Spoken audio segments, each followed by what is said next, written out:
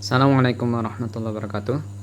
Pada kesempatan kali ini di pertemuan ke-9 kita akan membahas tentang dua subbab, yaitu tentang sistem partikel dan kekekalan momentum. Nah, kita mulai pembahasan dari sub yang pertama, yaitu pusat massa.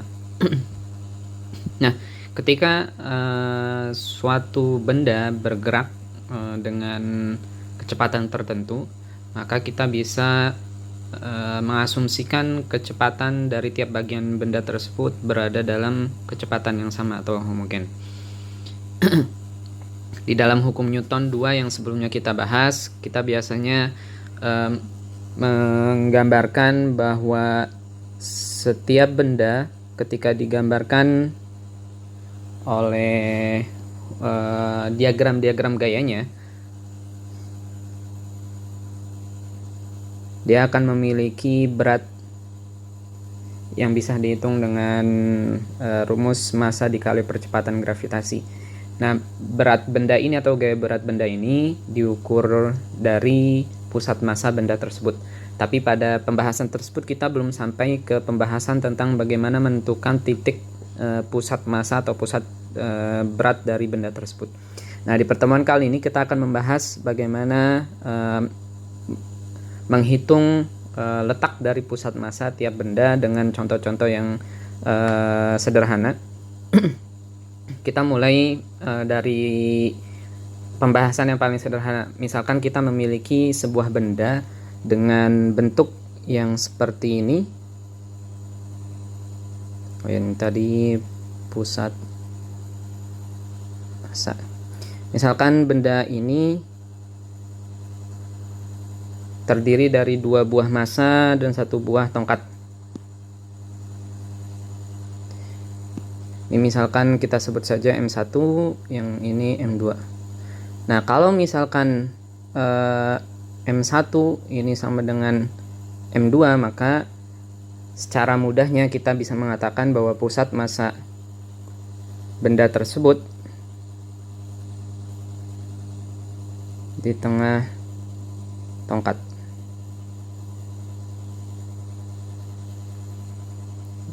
Ini misalkan tengah tongkat. Namun kalau misalkan M1 tidak sama dengan M2, maka pusat massanya bukan di tengah tongkat. Nah, kita bisa katakan seperti ini. Maka dari rumus ini bisa kita tuliskan persebaran massanya sebagai M besar dikali X pusat massa sama dengan M1 dikali pusat massa benda 1 atau massa 1 ditambah massa 2 dikali pusat massa benda 2. Nah, ini yang ini pusat massa seluruhnya. Yang ini pusat massa M1, yang X2 ini pusat massa X2. Pusat massa M2.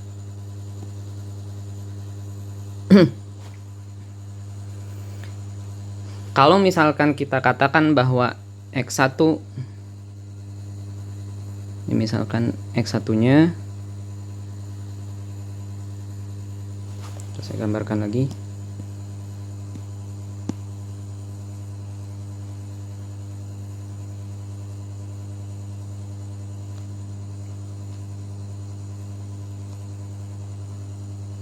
Dua.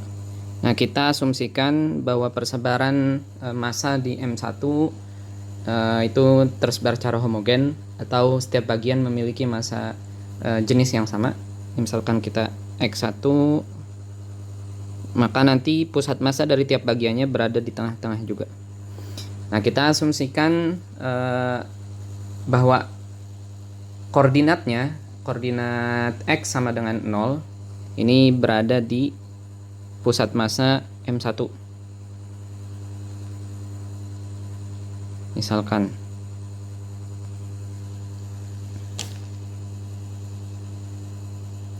Nah, dari X1 ke X2 ini kita misalkan katakanlah besarnya D. Maka dari persamaan yang ada di 6.1, X1-nya bisa kita ubah X1 sama dengan 0 cm misalkan. X2-nya ini sama dengan D cm. Maka persamaannya akan menjadi M sama dengan X pusat massa sama dengan M1 kali 0 ditambah M2 dikali D. Nah, karena M1 dikali 0 hasilnya 0, maka sisanya tinggal M2 dikali D. Karena yang akan dihitung adalah X pusat massa secara keseluruhan atau pusat massa dalam sumbu X, maka rumusnya menjadi M2 dikali D dibagi M besar. M besar itu massa total, atau sama dengan M1 ditambah M2.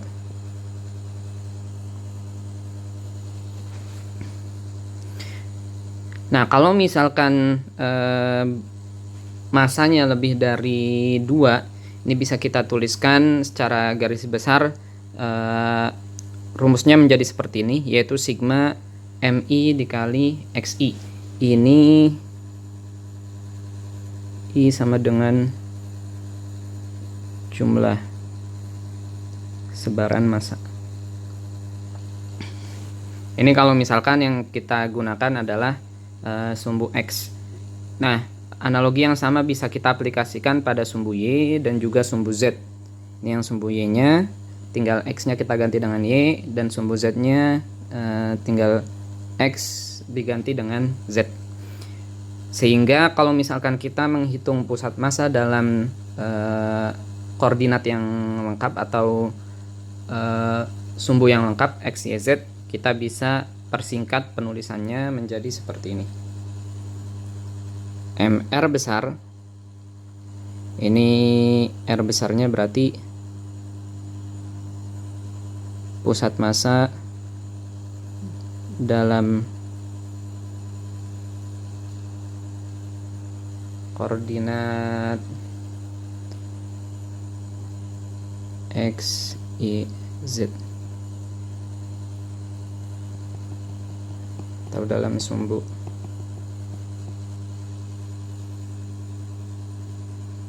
X, Y, Z.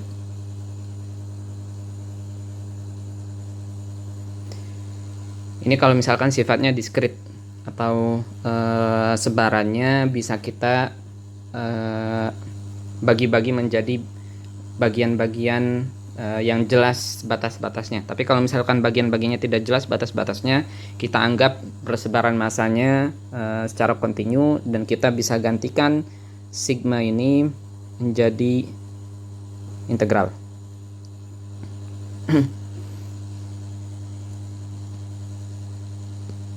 Nah, kita lihat contohnya.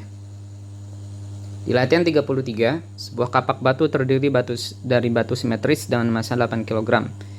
Yang ini massanya M batu sama dengan 8 kg. Nah, tongkatnya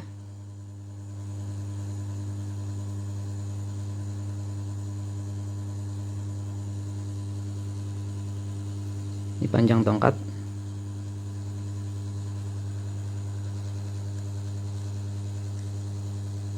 kita bisa tuliskan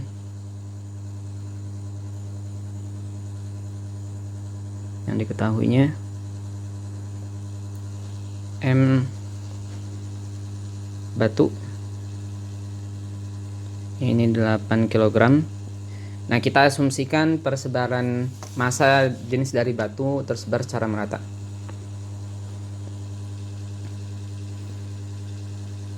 M tongkat Di soal diketahui 2,5 kg.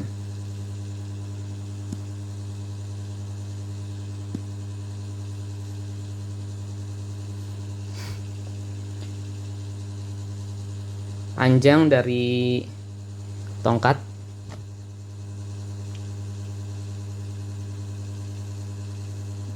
panjang dari batu dulu deh. Panjang dari batu ini 18 cm. L dari tongkatnya 98 ditambah 18 cm 98 cm. Yang ditanyakan seberapa jauh pusat massa dari ujung pegangan kampak. Jadi ini yang kita jadikan sebagai titik acuan. Titik acuan X sama dengan 0.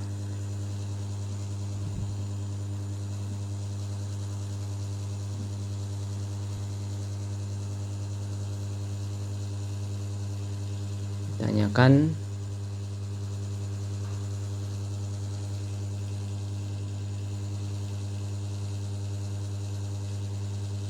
pusat massa benda keseluruhan.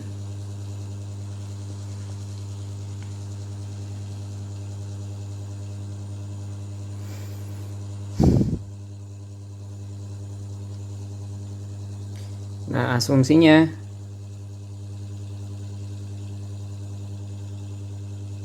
sebaran massa tongkat dan batu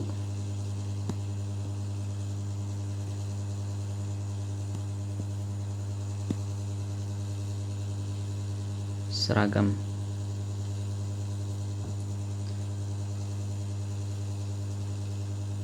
Bentuk simetris. Jadi kita asumsikan bentuk dari tongkat dan juga batu simetris, sehingga persebaran massanya pun kita asumsikan tersebar secara merata.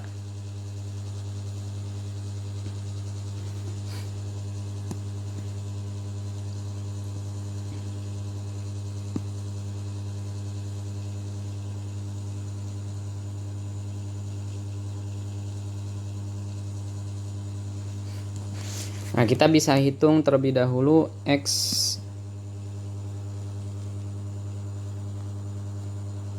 tongkat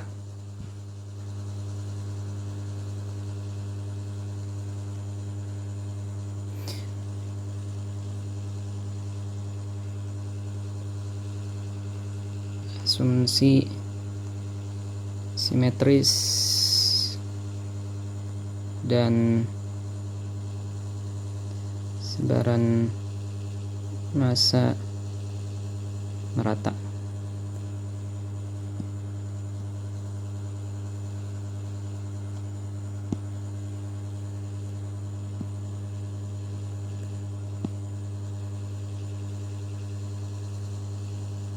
Sehingga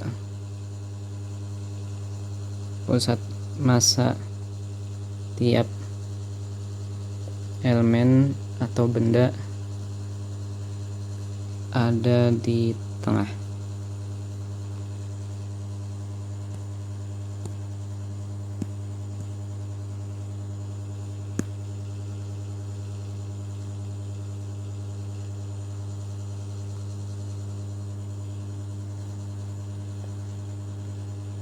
Panjang masing-masing. Jadi karena kita asumsikan bentuknya simetris, kita bisa katakan bahwa pusat massa dari tiap komponen itu berada di pertengahan dari panjang masing-masing, atau 0,5 dari panjang masing-masing. Sehingga X dari tongkat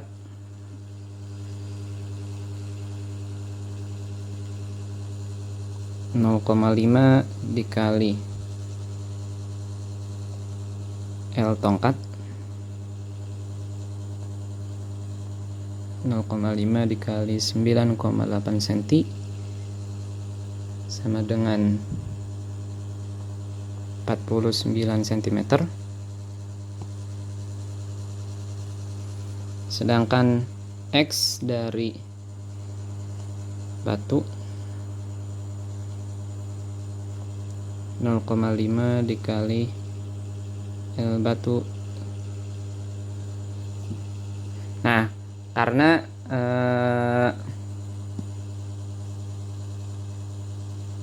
ditambah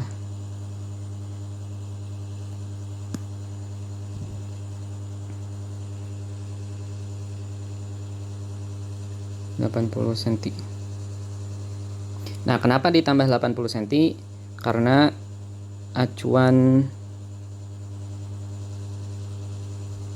titik acuan X sama dengan 0 dari ujung kiri tongkat.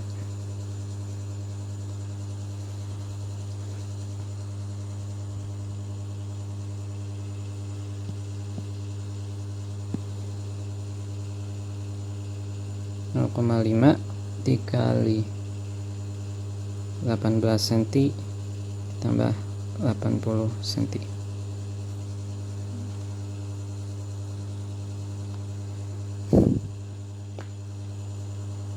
Ditambah 80 sama dengan 89 cm.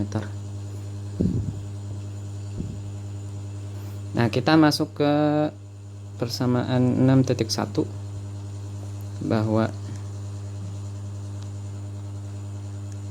mx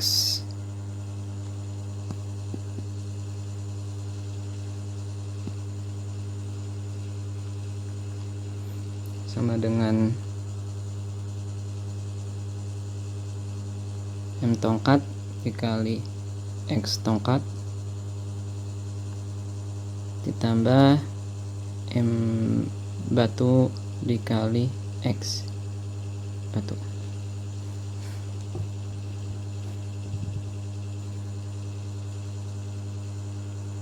Dimana M total ini sama dengan penjumlahan dari massa tongkat ditambah massa batu.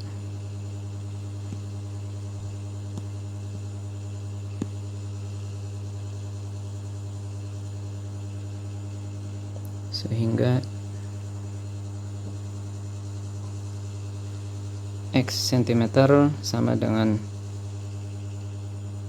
M tongkat. Ini pindah ruas.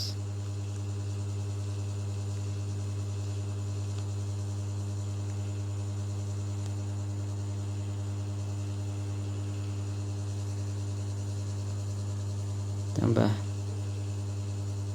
M batu kali X batu dibagi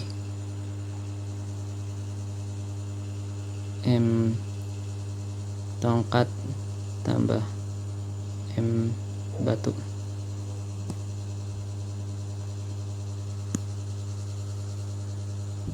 Nah, sekarang tinggal kita masukkan angka-angkanya. Massa dari tongkat 2,5 kg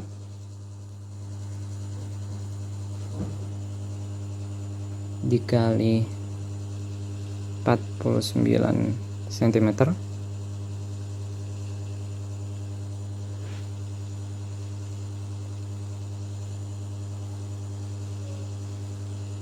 tambah massa dari batu 8 kg dikali 89 cm dibagi 2,5 kg ditambah 8 kg.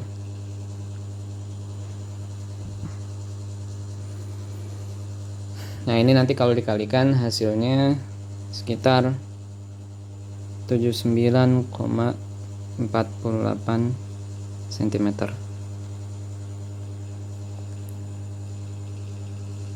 Nah, ini massa benda seluruhan diukur dari ujung kiri tongkat.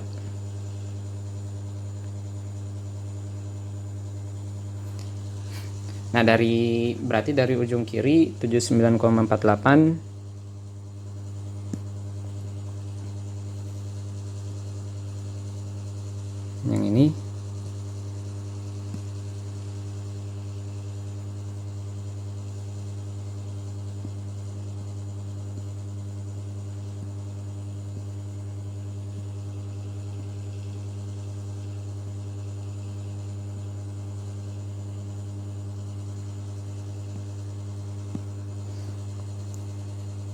X sama dengan 0, kira-kira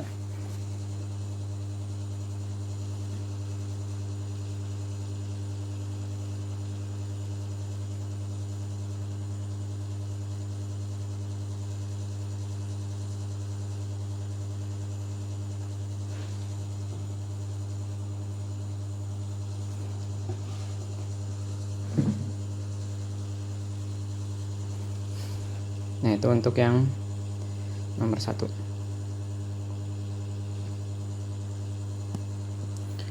Nah, yang bagian selanjutnya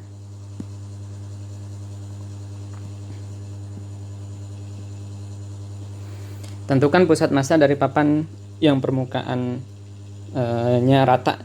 Jadi kita asumsikan tebal dari seluruh bagian papan ini merata. Kalau misalkan ada yang lebih tebal atau yang lebih tipis, maka asumsi pusat persebarannya ini pusat persebaran meratanya tidak bisa kita gunakan. Nah, kalau tadi yang digunakan adalah persebaran massanya. Kalau yang sekarang kita karena massanya tidak diketahui,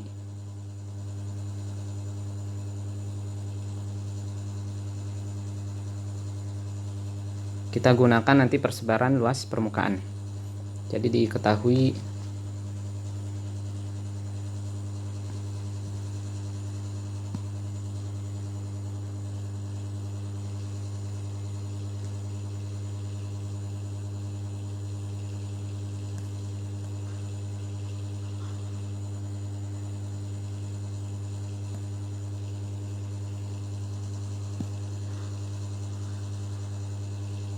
yang diketahuinya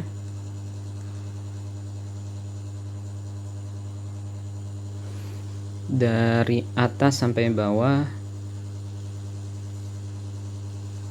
berarti ini 0,6 meter.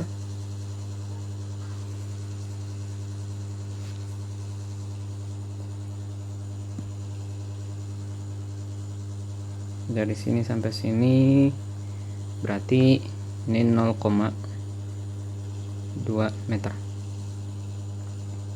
Nah, di sini kita yang akan menjadi pusat X sama dengan 0 dan Y sama dengan 0.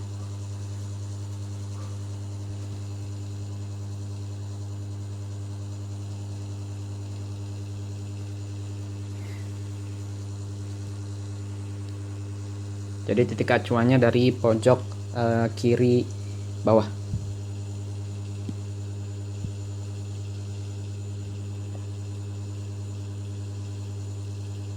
Asumsi sebaran massa tebal merata.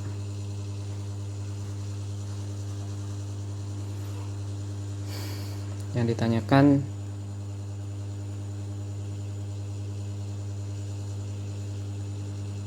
pusat massa di sumbu X dan Y.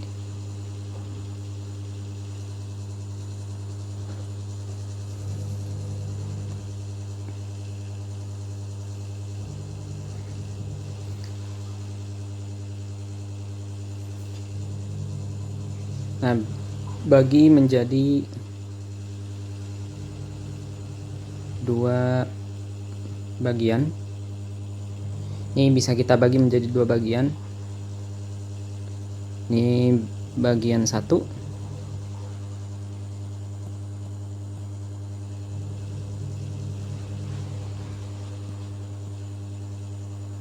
Yang ini bagian 2.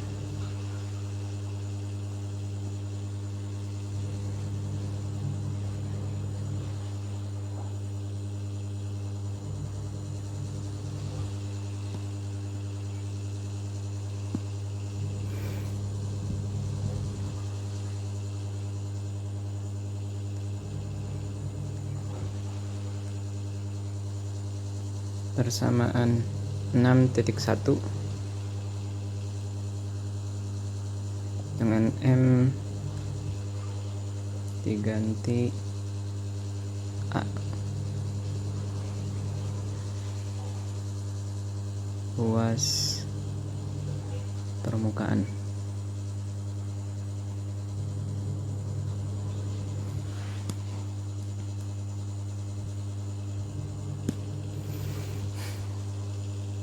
Jadi M dikali A total sama dengan bukan M dikali A ya, salah.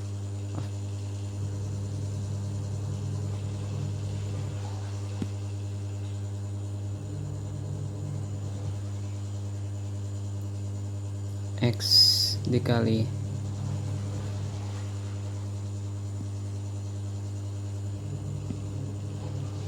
X papan dikali A total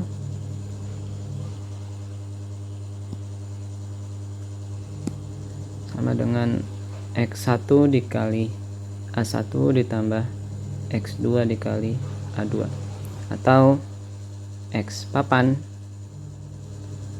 X1 A1 ditambah X2 A2 dibagi A total. Nah, sedangkan Y-nya, pusat massa di sumbu Y1 A1 ditambah Y2 A2 dibagi A total. Nah, sekarang kita cari pusat massa tiap bagiannya terlebih dahulu.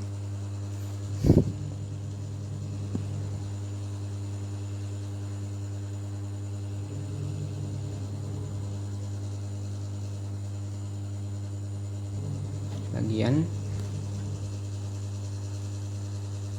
berada di tengah. Bagian 1 X1 sama dengan setengah dikali 0,8 meter.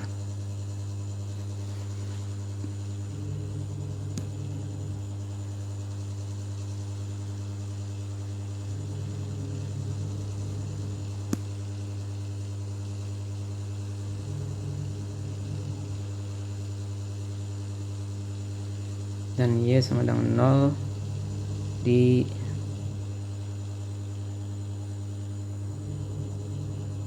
bawah.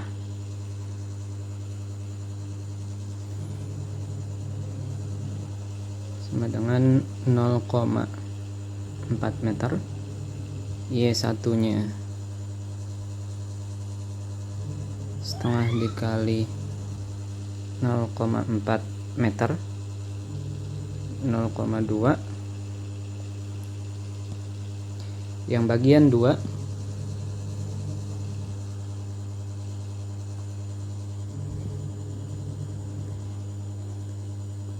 X2 nya setengah dikali 0,2 meter ditambah 0,6 meter.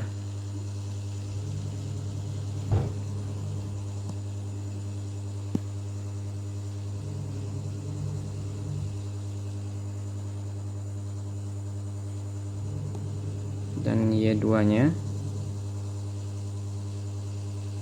setengah dikali 0,2 meter ditambah 0,4 meter.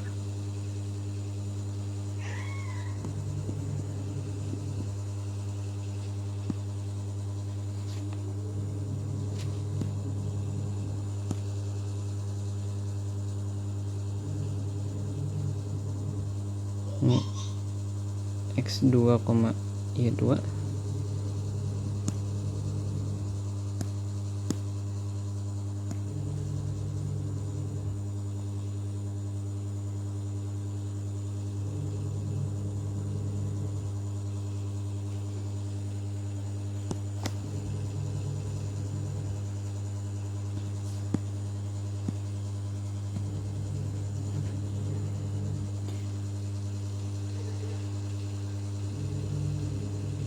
A1-nya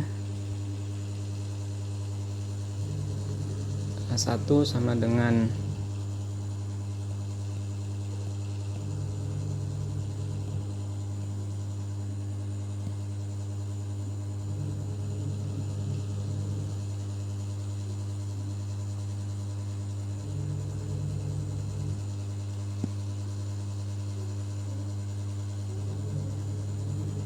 A1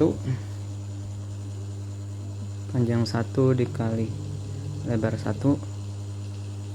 sama dengan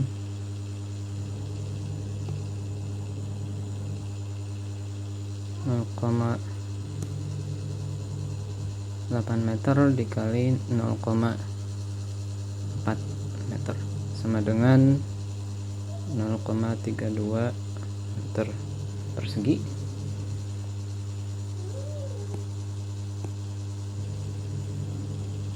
Sedangkan A2-nya panjang 2 dikali lebar 2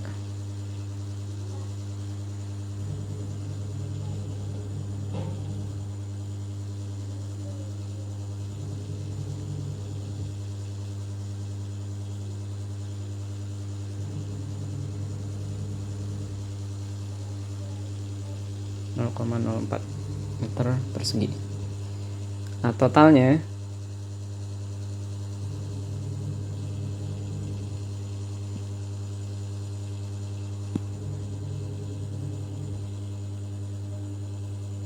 nol koma 32 ditambah 0,04 0,36 meter persegi.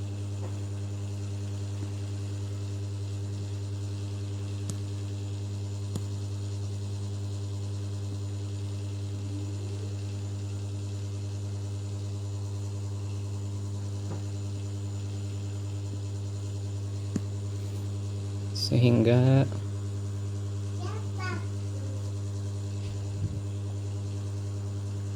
X papan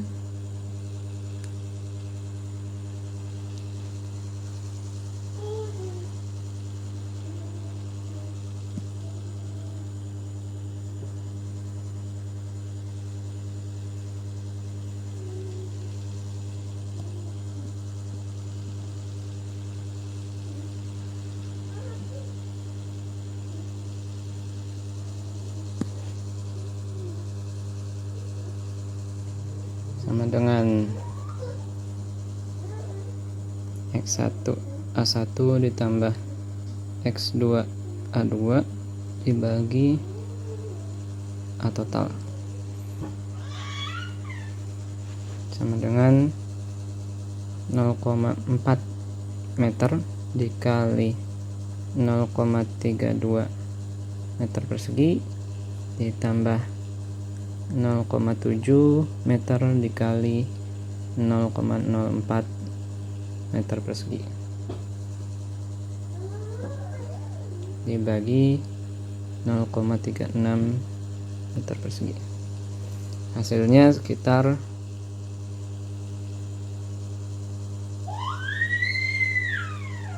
X papannya 0,433 meter.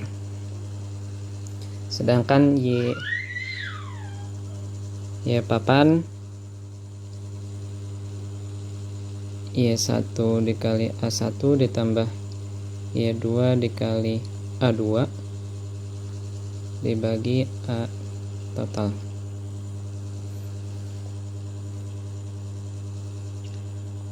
nol koma 2 meter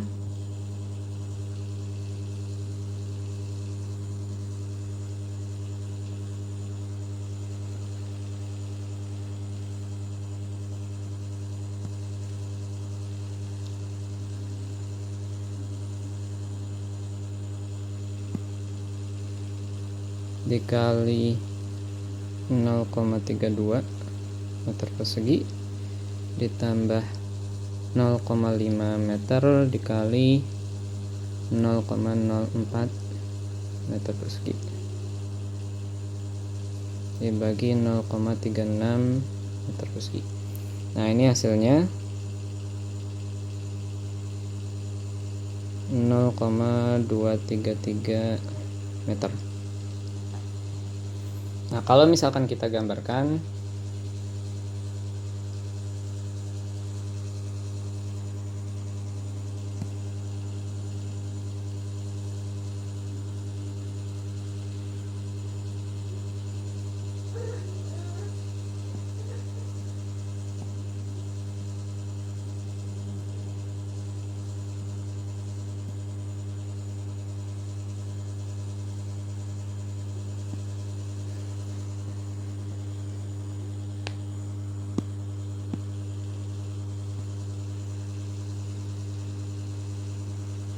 kira-kira dia ada di sini.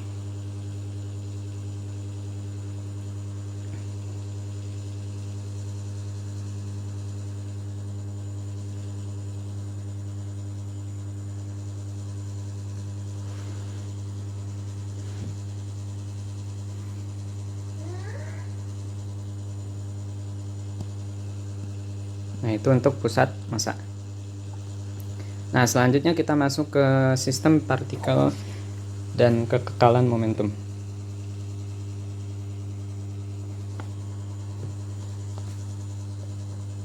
Nah, di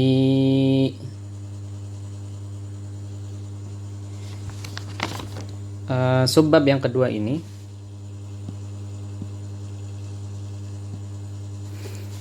kita mulai dari pengertian dari momentum, yaitu hasil kali massa dengan kecepatannya. Karena kecepatan ini merupakan besaran vektor, massa ini skalar,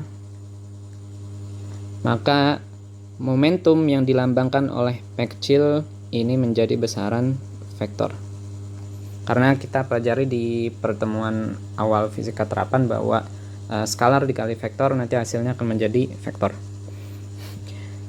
Momentum dipandang sebagai ukuran kesulitan untuk mendiamkan sebuah partikel. Contohnya, misalkan kita memiliki truk dan mobil biasa dengan yang melaju dengan kelajuan yang sama, atau yang bergerak dengan kecepatan yang sama. Tapi yang satu misalkan truknya massanya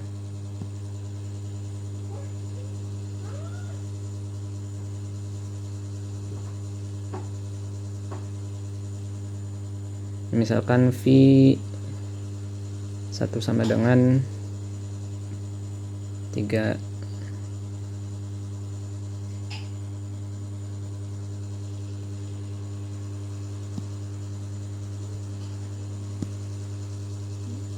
60 km per jam,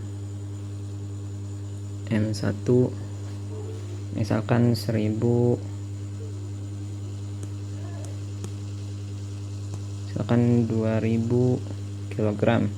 Yang satunya mobil kecil misalkan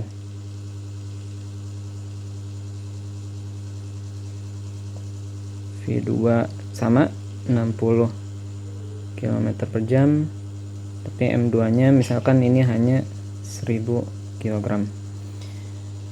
Maka bisa kita katakan bahwa momentum truk lebih besar atau truk lebih sulit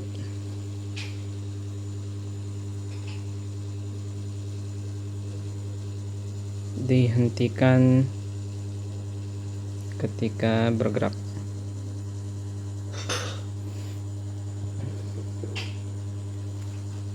Nah, hukum kekalahan momentum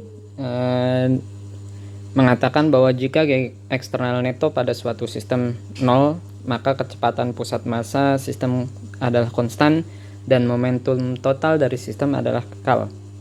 Artinya momentum totalnya ini akan tetap konstan. Jadi momentum awal sama dengan momentum akhir, dimana momentum di sini didefinisikan sebagai momentum total dari semua komponen. Momentum total awal sama dengan momentum total akhir. Nah, di dalam momentum kita mengenal pengertian tumbukan, atau kita bisa katakan ketika benda ada kontak fisik secara langsung dengan kecepatan tertentu, itu yang disebut sebagai tumbukan, atau gampangnya bisa kita katakan sebagai tabrakan nih. Dalam sebuah tumbukan, dua benda atau lebih yang memiliki momentum masing-masing bisa saling mendekati, berinteraksi dengan kuat, dan saling menjauh. Itu secara umum ya, tapi nanti kita bisa lihat ada beberapa kasus bahwasanya ketika dua benda bergerak secara bersamaan dengan arah yang berbeda, arah kecepatan yang berbeda, ada salah satu benda ketika setelah mengalami tumbukan, ada salah satu benda yang kecepatannya sama dengan benda yang satunya, atau bisa dikatakan tumbukannya tidak lenting sama sekali, atau tidak lenting sempurna. Nah, jika energi total kedua benda setelah tumbukan adalah sama seperti sebelumnya, tumbukan dinamakan tumbukan elastik. Nah, ini yang disebut dengan tumbukan elastik. Ini keadaan awal, yang ini keadaan akhir. Nah, dalam tumbukan, hukum kekalahan momentum bisa kita tuliskan seperti ini: M1 kali V1 akhir ditambah M2 V2 akhir sama dengan M1 V1 awal ditambah M2 V2 awal, atau sigma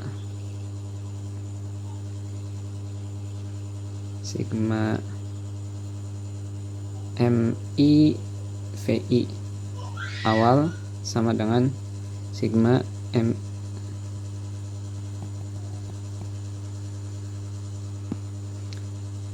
MI VI akhir sama dengan sigma MI VI awal.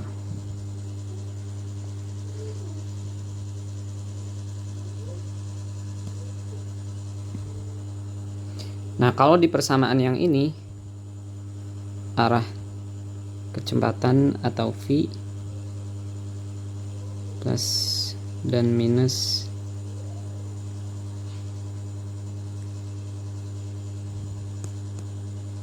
berpengaruh atau dimasukkan ke persamaan. Kalau yang di bagian yang energi yang di atas, maka arah kecepatan tidak berpengaruh.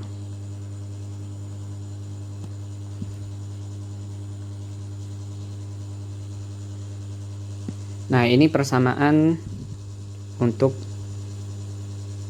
tumbukan elastik. Jadi tumbukan elastik ini contohnya misalkan ada dua benda yang warna merah dan biru ini, mereka bergerak dengan kecepatan yang saling mendekati, V1 awal ke arah kanan, V2 awal ke arah kiri.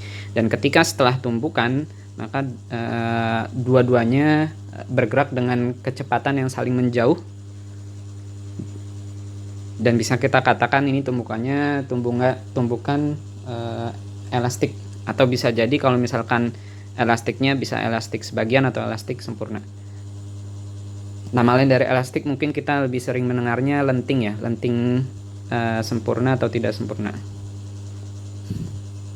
Nah, contoh yang kedua, ini tumbukan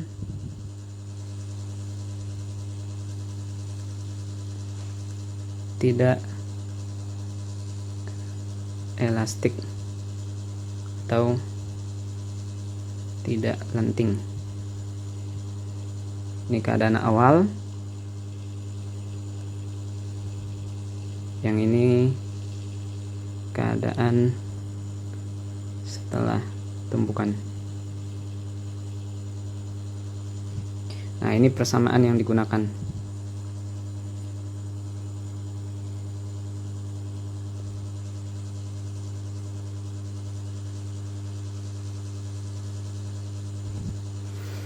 Tumpukan T elastik sempurna, kecepatan kedua benda yang awalnya berbeda, ini akan menjadi satu kecepatan. Jadi, yang tadinya kecepatannya berbeda, akan menjadi satu kecepatan setelah tumpukan. Persamaannya menjadi M1 M2 V akhir sama dengan M1 V1 awal, M2 V2 awal. Nah, untuk mengetahui apakah sebuah benda elastik atau tidak, bisa dari dua cara, yaitu elastik sempurna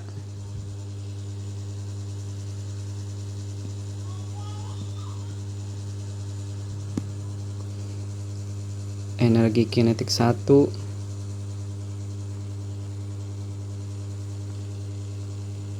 akhir atau E sama dengan 1. Ini tumpukan elastik sempurna.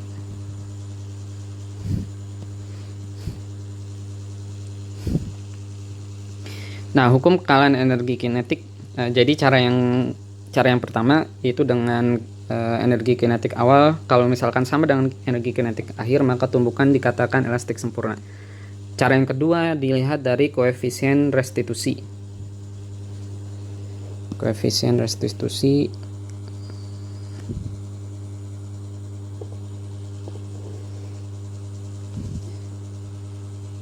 E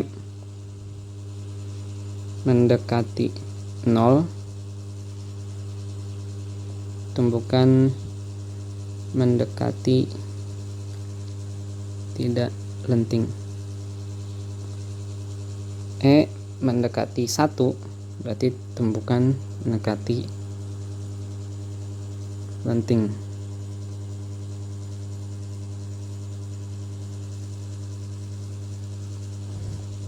Nah, E didefinisikan sebagai V2 akhir dikurang V1 akhir dibagi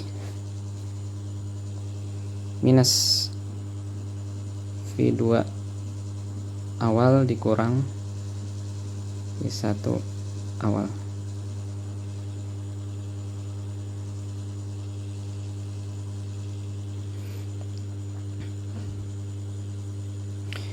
Nah, ada yang disebut dengan momentum, ada yang disebut dengan impuls. Impuls didefinisikan sebagai hasil kali gaya rata-rata yang bekerja selama tumpukan dengan waktu yang biasanya sangat singkat, atau perubahan momentum dari suatu benda.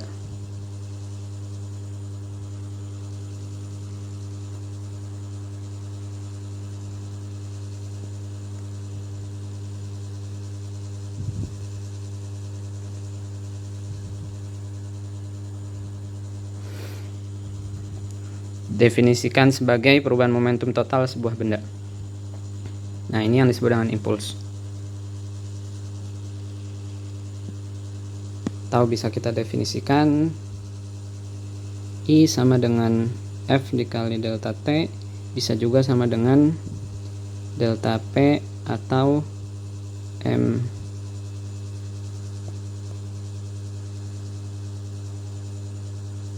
V akhir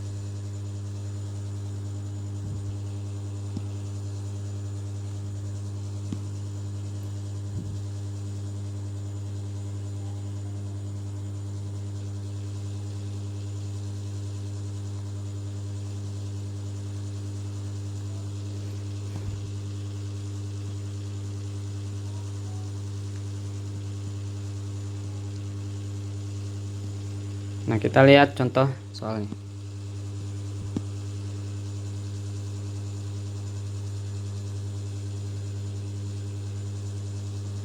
Latihan 35. Seorang pria yang masanya 70 kg dan seorang anak laki-laki yang masanya 35 kg berdiri bersama-sama di atas permukaan es. Yang licin yang gesekannya dapat diabaikan.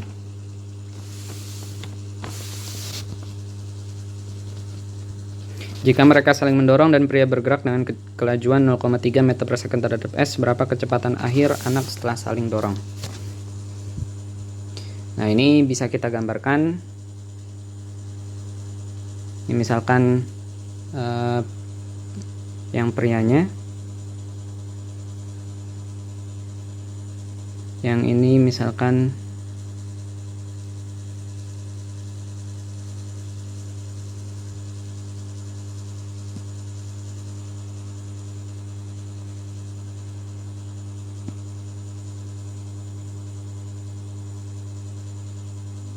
anaknya.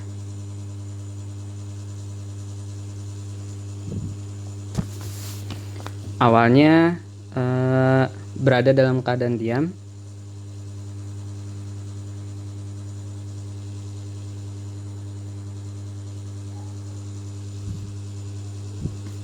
Yang ini V1 akhir,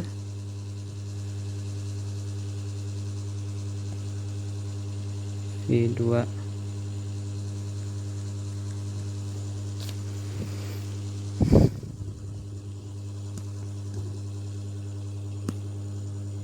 Nah, diketahui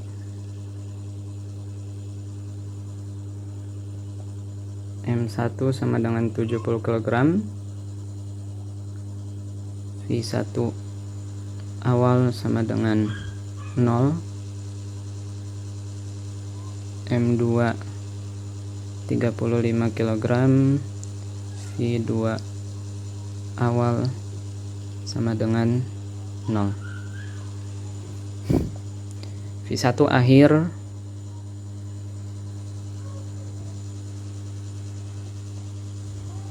sama dengan minus 0,3 meter per second. Ini ke arah kiri.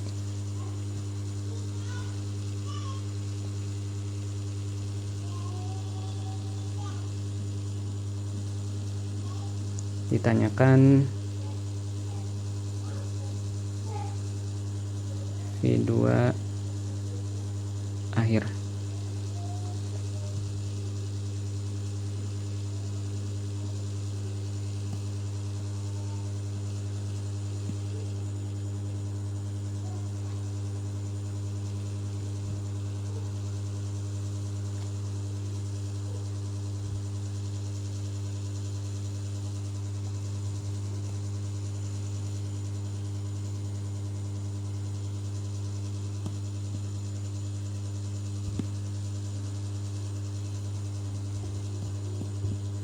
Oke.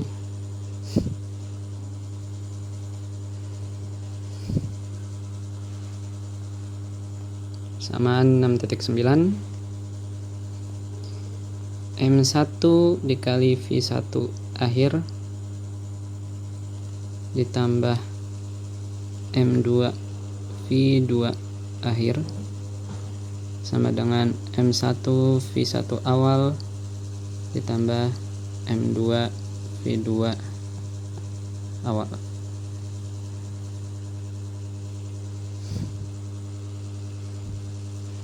Nah, karena nilainya 0, ini juga sama 0, maka bagian ini hasilnya 0, bagian ini juga hasilnya 0. M1 nya 70 kg, V1 akhirnya minus 0,3 meter per second ditambah 35 kg dikali V2 akhir sama dengan 0.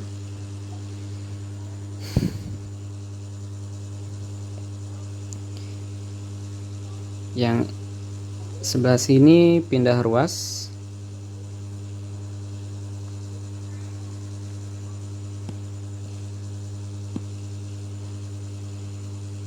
35 dikali V2 akhir, yang tadinya minus pindah ruas menjadi plus,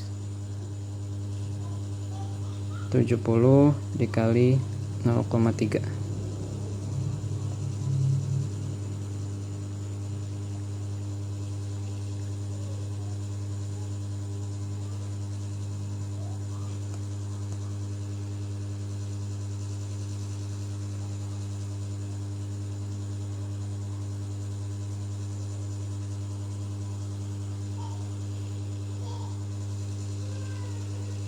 Nol koma 6 meter per second.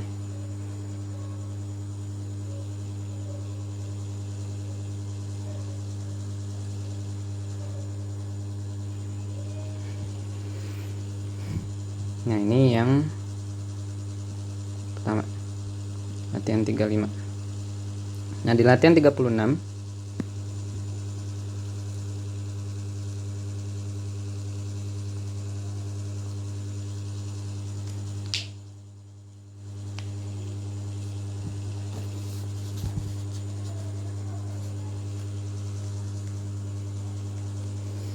sebuah kotak 2 kg yang bergerak ke arah kanan. 2 kg V1 awal dengan kelajuan meter per second, bertumbukan dengan kotak 3 kg yang bergerak dalam arah yang sama dengan kelajuan 2 meter per second.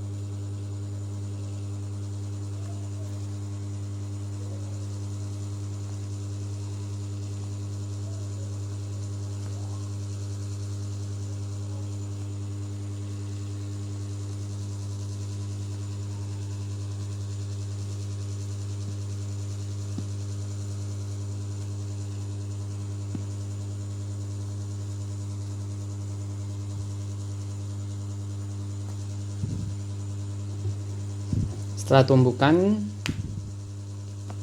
kotak 3 kg bergerak dengan kelajuan 4,2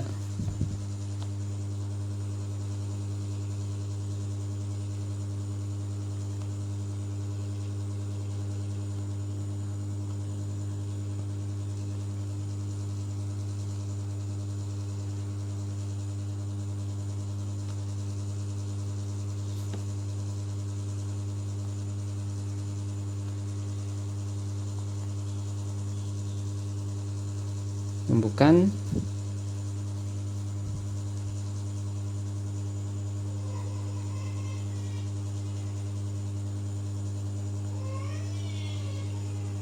Empat koma 2 meter per second.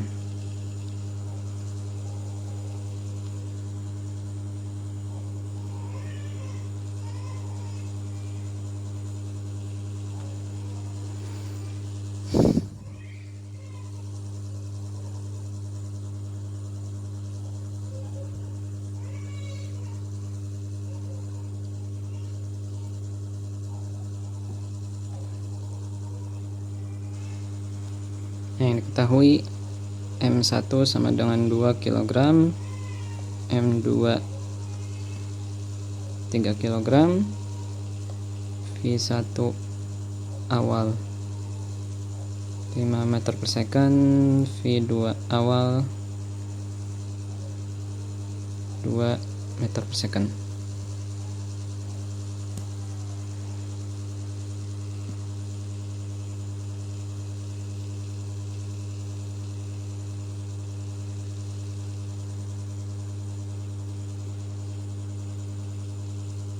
Ditanyakan A, V1 akhir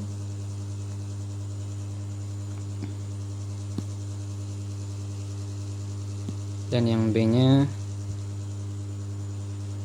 koefisien restitusi.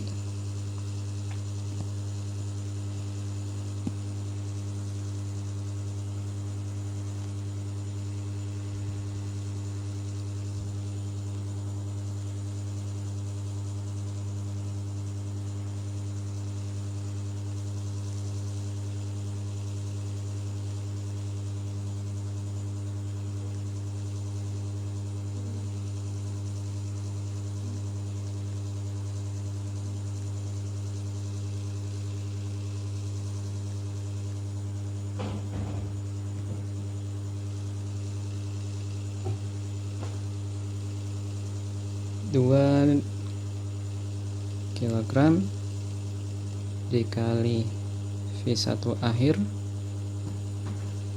ditambah 3 kilogram dikali 4,2 meter per second sama dengan 2 kilogram dikali 5 meter per second ditambah 3 kilogram dikali 2 meter per second.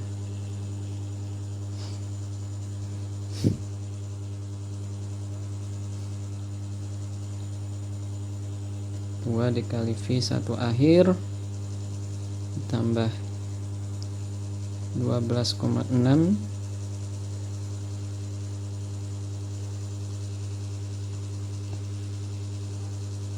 sama dengan 10 ditambah 6.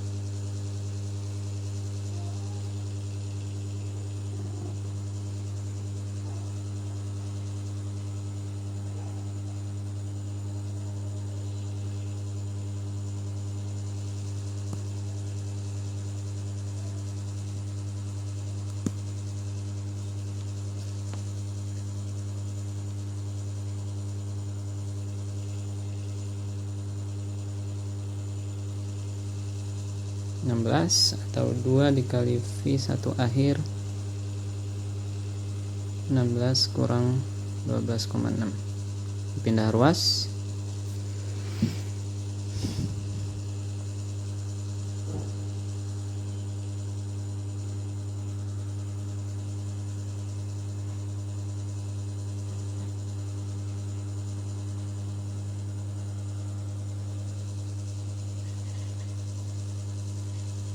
Nah, ini ke arah kanan.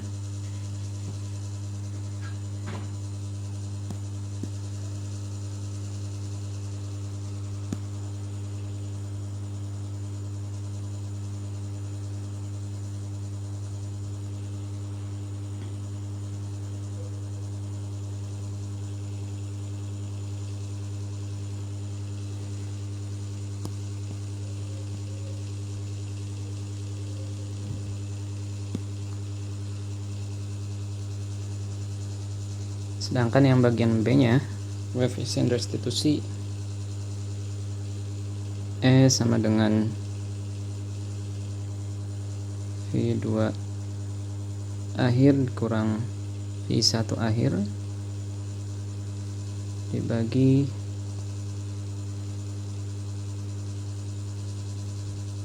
minus V2 awal dikurang V1 awal.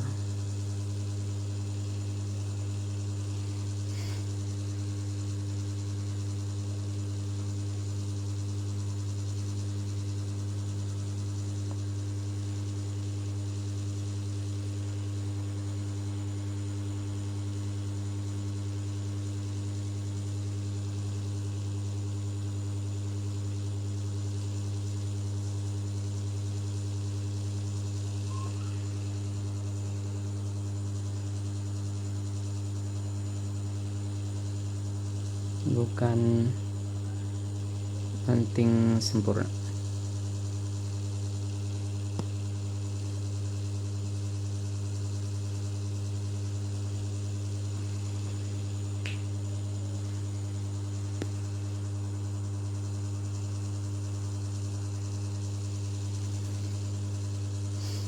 Nah, yang selanjutnya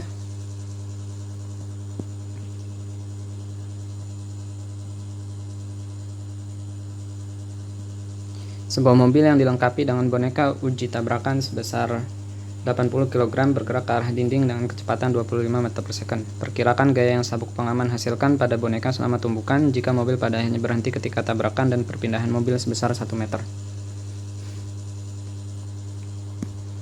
Jadi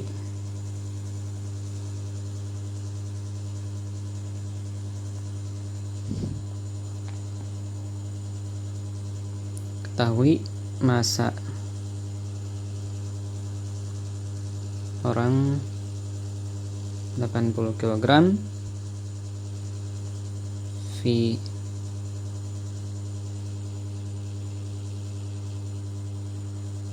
orang sama dengan V awal mobil. Kita asumsikan karena bukan V orang ya, V boneka, M boneka,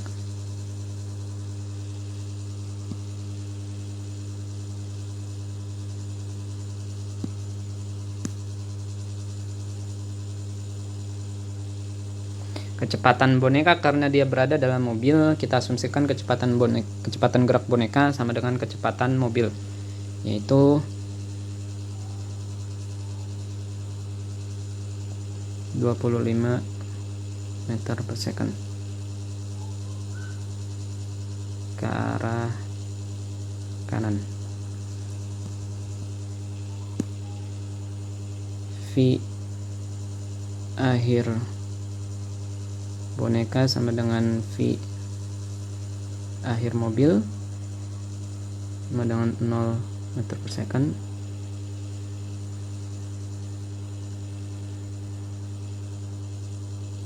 Diam.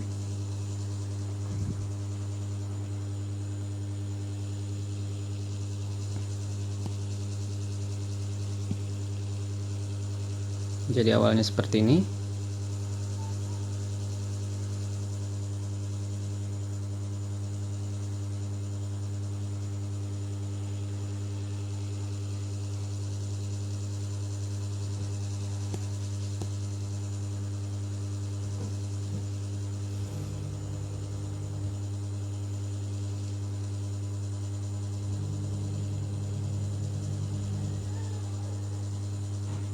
Ending yang ini V akhir.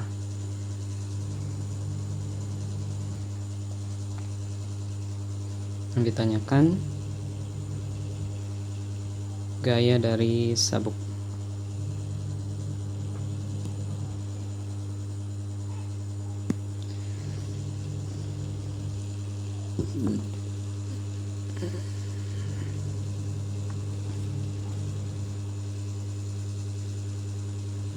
Nah, dari persamaan 6.12,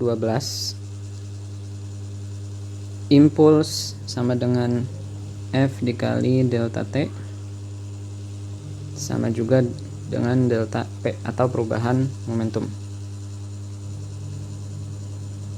atau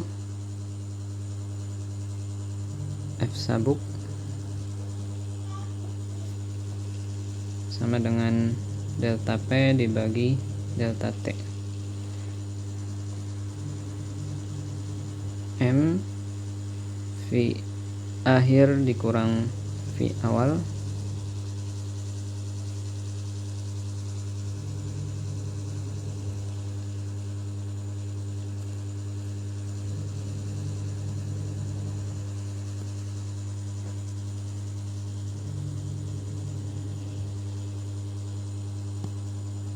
delta T.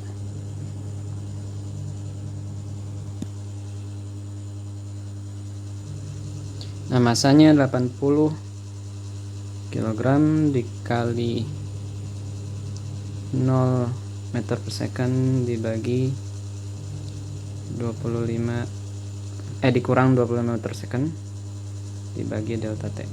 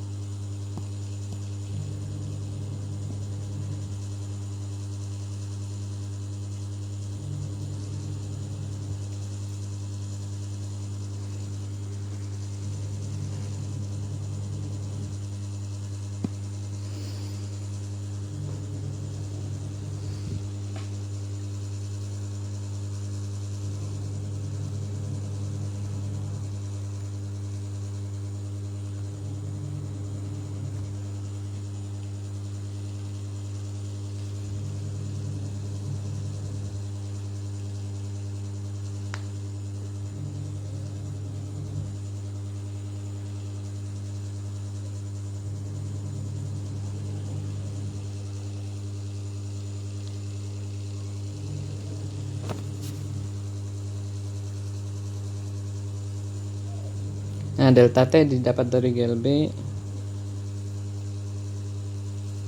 dengan V awal konstan.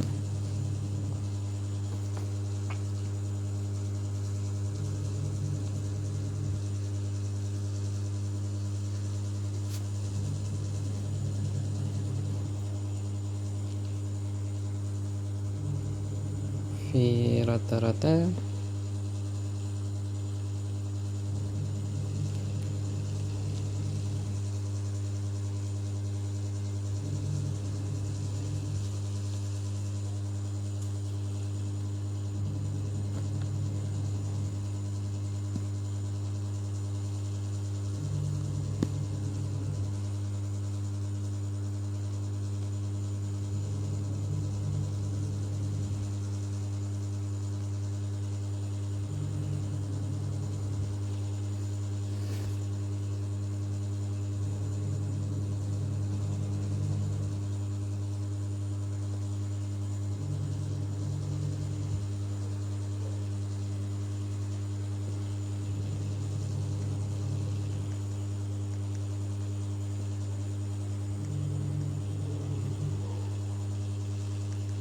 satu meter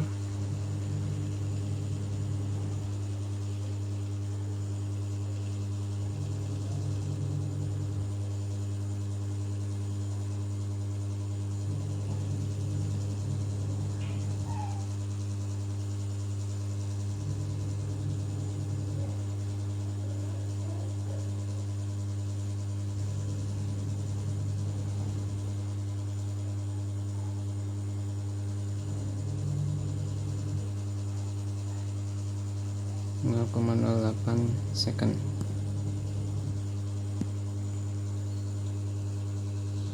Sehingga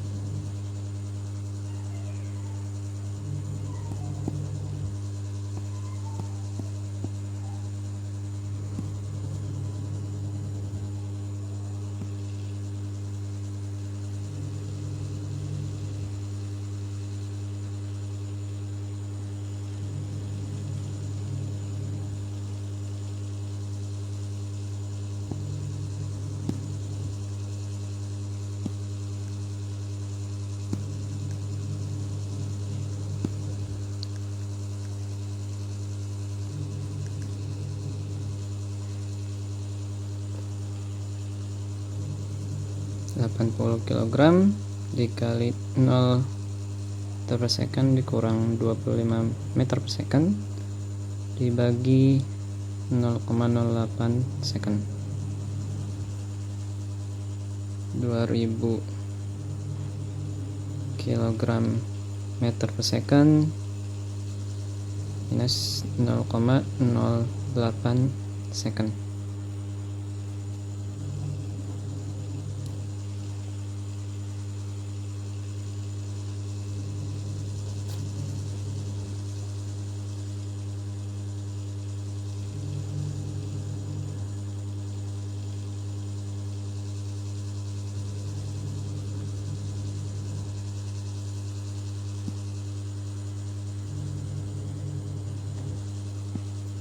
ribu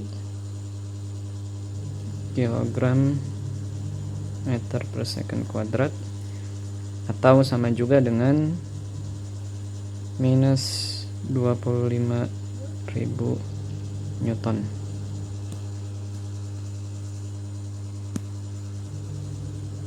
Atau minus 25 kilonewton.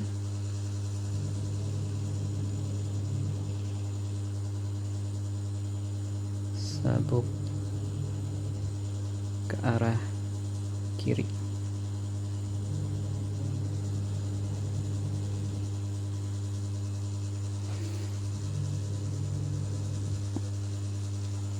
Nah, itu mungkin untuk pertemuan kali ini yang bisa saya sampaikan. Kurang lebihnya mohon maaf. Assalamualaikum warahmatullahi wabarakatuh.